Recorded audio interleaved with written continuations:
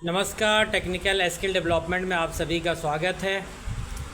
आज हम air conditioning user जितने भी हैं उनको टेक्निकल स्पेसिफिकेशन कैसे देखा जाता है और क्या क्या चीज़ें बेसिक टेक्निकल स्पेसिफिकेशन किसी एसी का चेक किया जाता है। आप अगर कोई एयर कंडीशनिंग ख़रीद रहे हैं तो सबसे पहले आप उस मशीन का किसी भी कंपनी का हो उसका टेक्निकल स्पेसिफिकेशन को पढ़ें और स्टडी करें, वरना आप बहुत सारी आपको दिक्कतें होगी। और अच्छे, क्योंकि आप पैसा लगा रहे हैं, अच्छी क्वालिटी का एयर कंडीशनिंग कर दें, उसका टेक्निकल स्पेसिफिकेशन अच्छा होना चाहिए। और ये कंपैरिजन करके, बल्कि प्राइस कंपैरिजन ना करें, क्योंकि देखिए मार्केट में इस तरीके की चीज़ें हैं कि अगर आपका प्राइस अगर कहीं कम है तो कहीं ना कहीं क्वालिटी में आपको डी इंक्रीजमेंट होगा, क्योंकि जो किसी कंपनी का अगर प्राइस ज़्यादा है और तो उसकी क्वालिटी भी तो बढ़िया होगी। तो ये सब चीज़ें आपको ख़रीदने से पहले, कोई भी एयर कंडीशनिंग ख़रीदने से पहले ये सब चीज़ों का ध्यान रहना चाहिए। आपका जो इलेक्ट्रिकल जो आइटम है ये आपका क्वालिटेड होना चाहिए, अन्यथा 1 साल 2 साल आप चलाएंगे और बिगड़ेगा, फिर काफ़ी मोटा पैसा आप लगाएंगे, टेक्नीशियन को देंगे और कंपनी वाले को देंगे, तो उससे कोई मुनाफा, कोई ये नहीं है। तो चलिए हम जानने की कोशिश करते हैं कि किसी मशीन का, किसी एयर कंडीशनिंग का टेक्निकल स्पेसिफिकेशन क्या क्या देखना चाहिए और क्या क्या टेक्निकल स्पेसिफिकेशन होता है। हम इसी वीडियो के माध्यम से 2 कंपनी का हम टेक्निकल स्पेसिफिकेशन देखेंगे, देखना होता है। चलिए हम वोल्टास का देखते हैं। ये वोल्टास कंपनी का है। सबसे पहले आप अगर एसी को परचेस करने जाएँ तो सबसे पहले आप अपने रूम के अकॉर्डिंग, आपका अगर रूम है कि साइज़, आपका रूम का साइज़ का कंसिडर कर लें कि आपकी रूम की क्या साइजेस है, क्योंकि उसी हिसाब से आपको उसके कैपेसिटी लगाना चाहिए। बेसिकली हम जाते हैं एयर कंडीशनिंग को ख़रीदने के लिए, बोलते हैं 1 टन का एसी चाहिए, 2 टन का एसी चाहिए, 3 टन का एसी चाहिए। इस तरीके से नेम वाइज करके हम एसी ख़रीदते हैं। उसका टेक्निकल डिटेल्स क्या होता है, एक वोल्टास एयर कंडीशनिंग का हम टेक्निकल स्पेसिफिकेशन देखेंगे। ये देखिए, ये वोल्टास एयर कंडीशनिंग है, ये इसका मॉडल है। ये मॉडल है 18CR, ये उसका मॉडल है 24CR, ये मॉडल है 30CR। ये 1.5 टन का मशीन है, ये 2 टन का मशीन है। अब चलिए हम इसमें देखते हैं कि टेक्निकल स्पेसिफिकेशन में हमें क्या क्या देखना चाहिए और क्या क्या चीज़ें ज़रूरी होती है देखने के लिए। तो सबसे पहले यहाँ पे देखिए मॉडल, क्या मॉडल होगा। सबसे पहले आप कूलिंग की कैपेसिटी देखेंगे। ये देखिए, ये कूलिंग कैपेसिटी है। कूलिंग की कैपेसिटी यानी उस मशीन की 1 टन की कितनी कूलिंग की कैपेसिटी है। BTU में रहता है कूलिंग कैपेसिटी, किलोवाट में रहता है, वाट्स में रहता है, हर कंपनी का अलग अलग होता है। उसका पावर कंजप्शन, यानी ये मशीन पावर कंजप्शन कितना करेगा, अगर ये मशीन अगर पावर चलेगा तो किंजा कंजप्शन करेगा, वो देख लें। उसके बाद ये मशीन अगर चलेगा, पावर रेट करंट, यानी अगर वो मशीन चलेगा तो उसका करंट कितना लेगा, यानी कितना एम्पियर लेगा वो आप देखने की कोशिश करें। ये 1 टन का, 1.5 टन का कॉलम है, 2 टन का, ये 3 टन का है। ठीक है, इस तरीके से आपको इधर कम्प्लीटली पूरा हर टनेज का आपको मिलेगा। ये 3 टन का है, ये 3.5 टन का है, इस तरीके का आपको डिटेल मिलेगा। ठीक है, उसके बाद से कितना सारी डिटेल इसमें दिया। उसके मॉइस्चर रिमूवेबल कितना है वो डिटेल आपको देगा।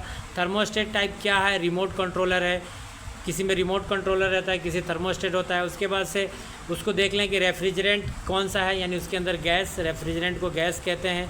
इस एसी में गैस कौन सा है, तो अब कितना गैस लगेगा आपको फ्यूचर में, अगर मेंटेनेंस में अगर ये गैस रिफिलिंग कराना हो तो ये जानना ज़रूरी है कि भाई उसके अंदर गैस कौन सा है और कितना ग्राम, कितना केजी लगेगा गैस।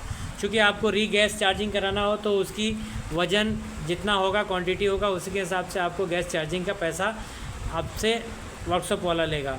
ठीक है, दूसरा इंडोर, ये है इंडोर यानी जो हवा फेंकता है उसका कितना CFM होता है, यानी किसी यानी फ्लो जो उसका मापते हैं वो CFM में आता है। ठीक है, तो ये वोल्टास कंपनी का मीटर क्यूबिक हर्ट्ज़ में है, तो उसका स्पीड यानी फ़्लो फेंकने का स्पीड कितना है वो देखने का प्रयास करें।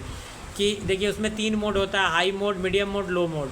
ठीक है, तो ये high mode, medium mode load का आपको कितना है, देखिए इसमें 750 मीटर क्यूबिक हावर्स, 710 मीडियम में, लो में 680।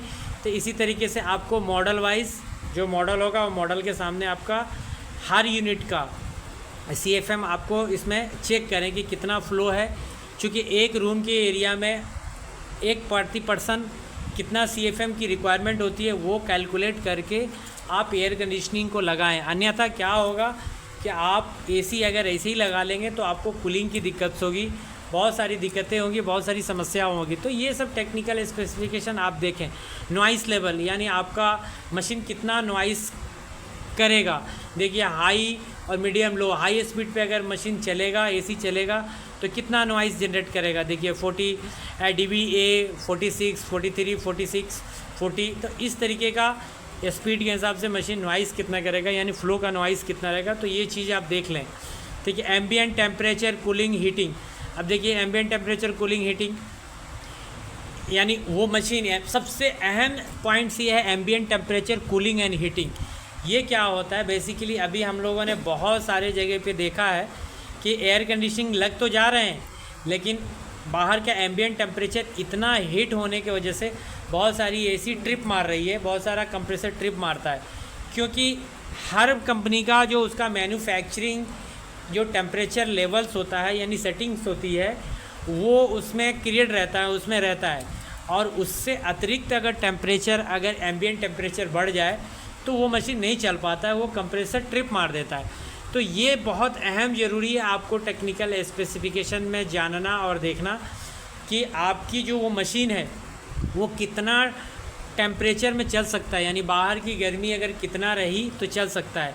तो देखिए यहाँ पे इस मशीन का एम्बिएंट टेम्परेचर है कूलिंग और हीटिंग का 18 और 54, यानी देखिए कूलिंग टेम्परेचर 18 डिग्री और हीटिंग टेम्परेचर 54 डिग्री पे चल सकता है, यानी बाहर का अगर 54 डिग्री भी टेम्परेचर रहा तो चल सकता है। ठीक है, तो ये चीज़ें बहुत देखना। पहले के मशीन में आता था 42 आता था, तो 42 के जो मशीन होंगे एम्बिएंट हीटिंग के तो वो नहीं चलेंगे, वो ट्रिप मार देंगे और ऐसे केसेस में दिक्कतें होती है। अब देखिए दूसरा टेक्निकल स्पेसिफिकेशन, इंडोर यूनिट का डायामीटर, वेट, डेप्थ, हाइट, क्या डायामीटर है यानी उसके साइजेस क्या हैं, उसके डिटेल्स हैं। आप माउस पे देखेंगे उसके डिटेल्स हैं। मान लीजिए आपको कहीं AC लगाना है तो वहाँ के साइजेस, अगर आप वॉल है तो क्या साइजेस में कहाँ बैठेगा वो आप डिटेल्स यहाँ देख सकते हैं। नेट ग्रॉस वेट आप तो बेसिक है। उसके बाद आउटडोर का डायमेंशन है ये, यानी आउटडोर का डायमीटर के मतलब डायमेंशन क्या है, विड्थ कितना है, हाइट कितना है, डेप्थ कितना है, उसका डिटेल्स आप देख लें। क्योंकि बहुत सारे जगह पे आपको जब आउटडोर लगाना रहता है तो जगह नहीं होती है, तो फिर आप परेशान हो जाते हैं कि मैं आउटडोर कहाँ पे लगाऊं। तो पहले आप उसको परचेस करने से पहले आप उसको देख लें उसको कि उसका डायमेंशन क्या होगा। ठीक है, उसके बाद नेट ग्रॉस उसकी कितनी kg होगी। उसके बाद कंप्रेसर टाइप आप देख लें, बहुत ही इम्पोर्टेंस ये पॉइंट्स है। क्योंकि बेसिकली देखिए आप लोग एयर कंडीशनिंग जितने भी हमारे AC यूजर हैं, AC यूज करने वाले हैं, वो टेक्निकल डिटेल्स को नहीं देखते हैं और फट से एयर कंडीशन ख़रीद लेते हैं।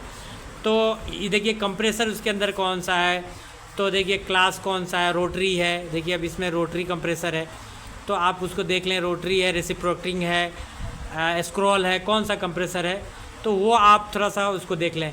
कॉइल, देखिए कॉइल इंडोर और आउटडोर का कौन सा है, नंबर ऑफ़ रो, यानी उसके अंदर जो कॉइल्स के अंदर जो रो होते हैं वो कितने रो हैं, 2/1 यानी 2 कितना रो है। देखिए यहाँ पे यानी जो घुमा रहता है कॉइल में, उसके ऊपर एक आपको वीडियो कर दूंगा, वो अलग मैटर है।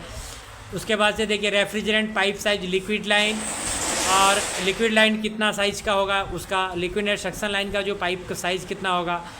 और कहीं कहीं पे बहुत एक मुख्य कारण होता है कि रेफ्रिजरेंट पाइप की लेंथ कितनी होनी चाहिए एक एयर कंडीशनिंग में, समझे।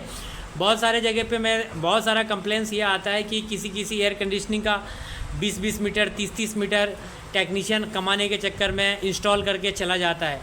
ठीक है, अब 1.5 टन AC के लिए आप कितना मीटर तक ही पाइपिंग कर सकते हैं, तो 15 मीटर तक ही पाइपिंग कर सकते हैं, 15 मीटर ही पाइप कर सकते हैं। 15 मीटर से कंपनी ने 15 मीटर दिया है, इससे ज़्यादा कीजिएगा तो कंपनी रिस्पॉन्सिबिलिटी नहीं लेगा।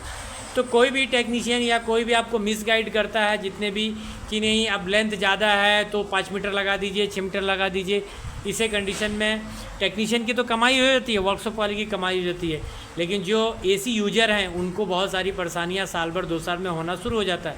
क्योंकि कंपनी ने जो उसका डिटेल्स बनाया उसी के रिगार्डिंग वो मशीन चलेगा। तो ये चीज़ें पे हमारे जितने भी एसी यूजर हैं वो ध्यान देने की कोशिश करें, ठीक है।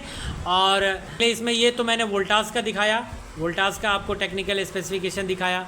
मैं कंपैरिजन करके आप देखिए ये तोशिबा का है, ठीक है। तो हर कंपनी अपना अपना टेक्नोलॉजी, अपना अपना कंपनी का जो स्पेसिफिकेशन है, जो उसका ब्रांडिंग है, जो उसका टेक्निकल पावर्स है, वो अपने अपने कैटलॉग में अपने अपने टेक्निकल स्पेसिफिकेशन में देते हैं। आप इसको अच्छे तरीके से हर कंपनी के को अच्छे तरीके से कंपैरिजन अगर करना है तो आप प्राइस पे कंपैरिजन मत कीजिए कि कौन सी कंपनी का एसी सस्ता मिल रहा है वो मेरे को ख़रीदना है।